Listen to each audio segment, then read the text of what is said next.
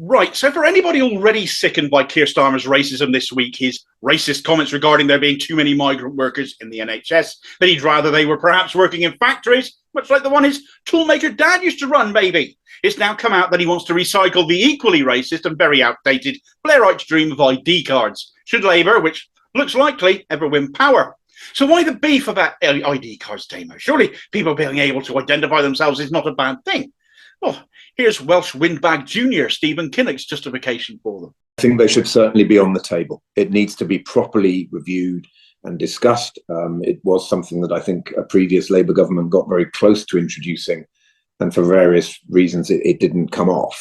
But, you know, I really am struck by the fact, for example, I thought it was extraordinary in the wake of Brexit that everybody said, oh, there are 3 million EU citizens in the UK. It turned out there were 5 million. It is just simply extraordinary that we had 2 million more people in our country than we thought we did. That is just not sustainable, and a registration process and system needs to be looked at very, very carefully indeed. And that is certainly something that Labour is reviewing and will be looking at very carefully. Labour's driving reason for everyone to have ID cards, and what makes the thinking behind it inherently racist, is that it's being used as a blunt tool to control immigration. Right now you can go about your daily business unimpeded, but that may not be the case going forwards. Kinnock bleated about more EU nationals being here than he thought. The freedom of movement we had as part of the European Union played a part in that, obviously. It allowed such people here, no questions asked, of course, and equally the reverse was true. But it's not their fault. This country has for years now been unable to keep track of who comes in and who goes out of it. The whole ID cards idea automatically makes me think of cheesy 80s American action series with those classic Russian bad guys and demands of, can we see your papers, in bad accents. Think about it. Say we all have to carry an ID card around with us at all times. Anybody can be stopped and be made to produce it to the authorities for no reason whatsoever. If you lose it or you can't produce it, that can be grounds for your detention until they can prove who you are, because Labour want to introduce this based on immigration. Kinnock cited EU citizens, so the colour of your skin, even white privilege, may not help you here with so many Europeans obviously being white. Also think about under what circumstances you might be asked to produce your ID. It isn't going to happen in the grounds of Eton, is it? It isn't going to happen in Parliament. It isn't going to happen amongst local government. It will be disproportionately used against non-white people, since we already know they get stopped by the police more often than white people do now, although obviously these stops will all go up. But that does make it a racist endeavour. Will it be the person in the hoodie or the person in the business suit who gets stopped most often? So it becomes a class issue then.